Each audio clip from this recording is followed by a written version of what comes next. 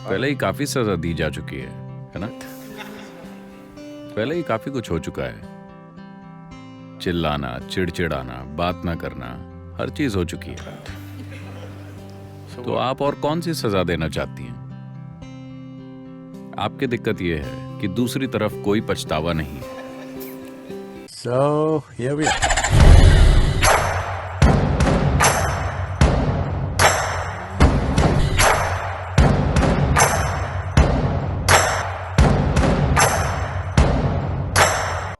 अगर आपको कोई धोखा देता है तो उस इंसान को सजा देना क्या गलत है? या ये मान लेना चाहिए कि एक दिन उसे इसकी सजा मिलेगी? लेकिन उसे सजा मिलनी ही चाहिए।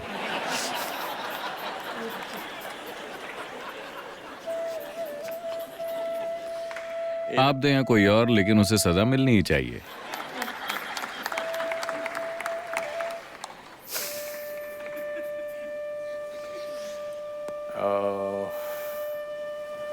आमतौर पर आप लोगों को किस तरह की सजा देती हैं?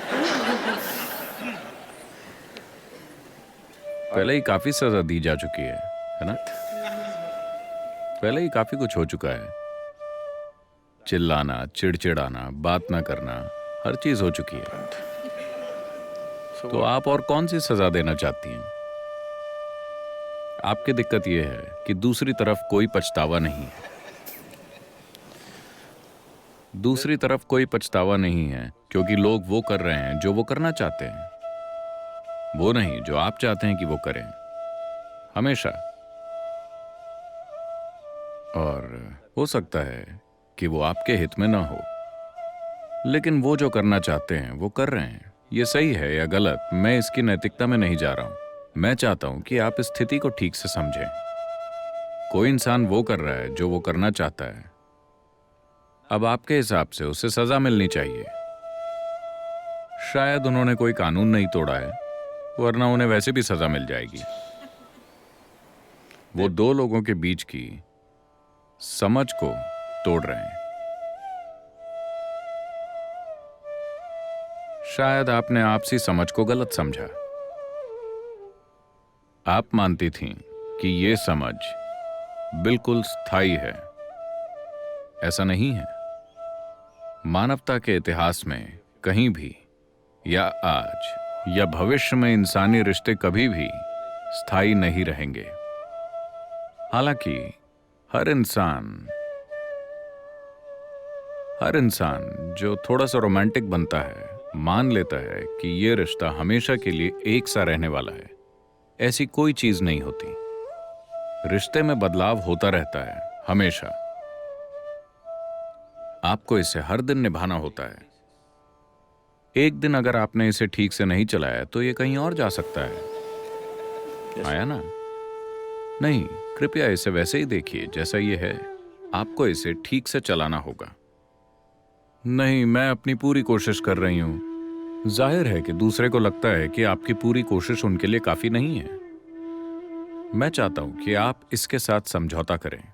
ये इस बारे में नहीं है। मैं ये नहीं कह रहा कि वो जो कर रहे हैं वो सही है या गलत। ये मेरे कहने की चीज नहीं है। मैं बस इतना कह रहा हूं कि लोग सदियों से ऐसे ही पेश आते रहे हैं और अब भी हैं। मैं कह रहा हूं कि सबसे पहले आपको ये समझना होगा कि रिश्ते कभी भी एक से नहीं होते। कुछ चीजें बदलती रहेंगी। आपको करतब करते रहना होगा। अगर आप 5 गेंदों से करतब कर रहे हैं तो कभी कभी एक गिर जाएगी। इसके लिए काफी हुनर और ध्यान की जरूरत होती है। हाँ या नहीं?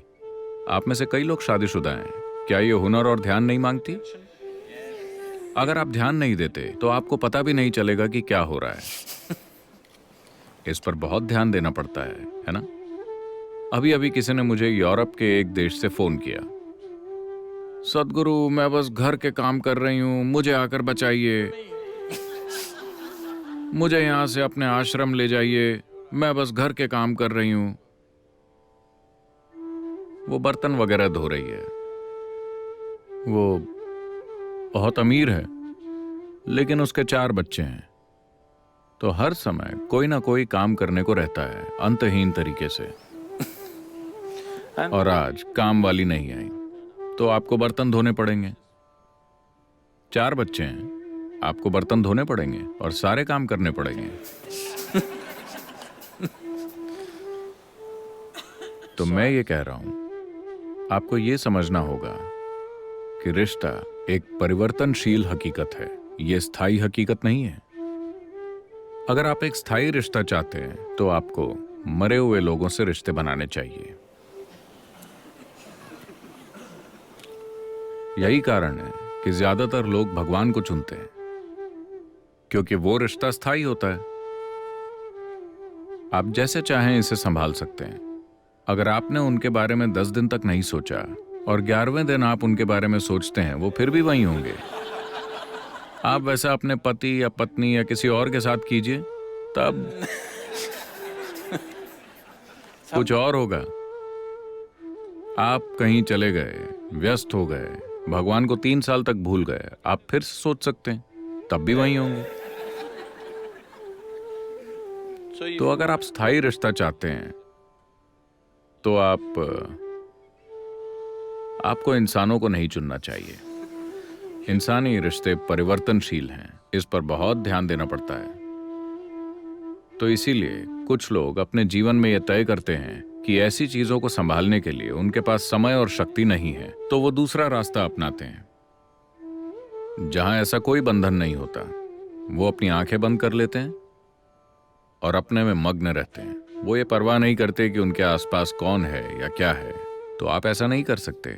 तो मेरे ख्याल से सबसे अच्छा होगा, किसी को सजा देने की कोशिश में आप सिर्फ खुद को ही सजा देंगे। वो जो चाहते हैं वो कर रहे हैं। बेहतर ये होगा कि आप ये देखिए कि आप अपने जीवन से वाकई क्या चाहती हैं। आपको उनके साथ प्रतिक्रिया करने और उनके जैसी बेवकूफी भरी चीजें करने की जरूरत नहीं है। आपको बस बैठकर इस पर गौर करना होगा। जब आपके भ्रम टूट जाते हैं, अभी आपके भ्रम टूट गए, ये बहुत अच्छी बात है। अगर आपके भ्रम टूट गए हैं तो इसका मतलब है कि जीवन आपको हकीकत के करीब ला रहा है ना? तो ये आपके लिए एक मौका है बैठकर ये देखने का कि मेरे जीवन की प्रकृति क्या है। देखिए, जीवन का ये अंश जीवन का एक संपूर्ण अंश है कि नहीं? क्या ये आधा जीवन है? आप आधा जीवन है या पूरा जीवन? पूरा जीवन। तो फिर ये इतना अधूरा क्यों महसूस करता है कि इसे एक दूसरे इंसान की जरूरत होती है इस जीवन को भरने के लिए? ऐसा क्यों है? इस पर गौर करने का यही मौका है ना? अगर ये पूरा जीवन है तो ये अपने आप में संपूर्ण है, लेकिन अभी आपने इसे इस तरह से बना दिया है कि ये उसके और उसके और उसके बिना नहीं रह सकता। तो कहीं ना कहीं ये एक अधूरा जीवन है, या कम से कम इसको अपनी प्रकृति की पूर्णता का एहसास नहीं हुआ है ना? This is a complete piece of life, packed with creator and creation together. Very great combination. ये जीवन का एक संपूर्ण अंश है जो सृष्टा और सृष्टि दोनों से भरा हुआ है। एक अद्भुत जोड़ी। जब जीवन आपके दरवाजे पर इस तरह दस्तक दे रहा है, ये अपने भीतर गहराई से देखने का समय है, न कि किसी दूसरे के साथ प्रतिक्रिया करने और उन्हें सबक सिखाने का। किसी दूसरे को सजा देने से आपका जीवन रूपांतरित नहीं होने वाला। ये आपके जीवन को किसी भी तरह से सुंदर नहीं बनाने वाला। आपको 2 दिनों के लिए घटिया संतोष मिलेगा, उसके बाद आप उसके लिए भी अपराध बोध महसूस करेंगी। हाँ, शुरुआत में जब ये भावना तीव्र होती है आपको संतोष मिलता है, लेकिन बाद में जब आप पीछे मुड़कर देखती हैं आपको खुद पर शर्म आएगी। तो उस रास्ते पर मत जाइए। ये एक मौका है, कोई आपके लिए एक आध्यात्मिक आयाम खोल रहा है। वाकई कोई आपको यह एहसास दिला रहा है कि ये सब चीजें कितनी नाजुक हैं। वो आपको धोखा दे सकते हैं, वो भाग सकते हैं, वो तलाक दे सकते हैं, या वो मर सकते हैं, है ना? अगर वो मर जाते हैं तब आप ये नहीं सोचेंगे कि उसने मुझे धोखा दिया। क्या आप सोचेंगी? नहीं। लेकिन चाहे जो हो, आपको वंचित किया गया है ना? महत्वपूर्ण बात यह है कि आप किसी चीज से वंचित हो गई हैं। उसने ये कैसे किया, सवाल ये नहीं है। चाहे मौत से या तलाक से या धोखे से, या आप इसे जो भी कहें, पर मूल रूप से आप वंचित हो गईं। आपको सिर्फ इसलिए वंचित किया जा सकता है क्योंकि आप ये विश्वास करने के भ्रम में हैं कि ये एक अधूरा जीवन है और इसे कहीं से दूसरे आधे हिस्से की जरूरत है। नहीं, ये एक संपूर्ण जीवन है। अगर आप एक संपूर्ण जीवन के रूप में विकसित हुए हैं तो आप देखेंगे कि रिश्ते बिल्कुल अलग प्रकृति के होंगे।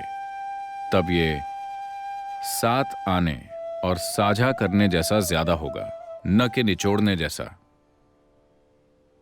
इसे रूपांतरित होना होगा।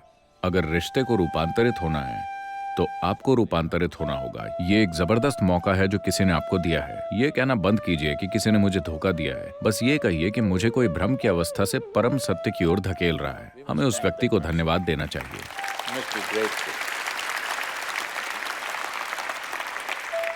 आपको तो कृतज्ञ होना चाहिए। आपको भ्रम में रखने की बजाय, आपको अपने जीवन में या जीवन भर भ्रम में रखने के बजाय उसने इतनी जल्दी आपको इसका एहसास दिला दिया, वरना इसे आप अपनी मौत के समय ही जानेंगे। हाँ, जब आप मरने वाली होंगी, मुझे डर लग रहा है, तुम मेरे साथ क्यों नहीं आते, वो कहेंगे नहीं। तो आखिरी पल में जानने से बेहतर है इसे अभी जान लेना।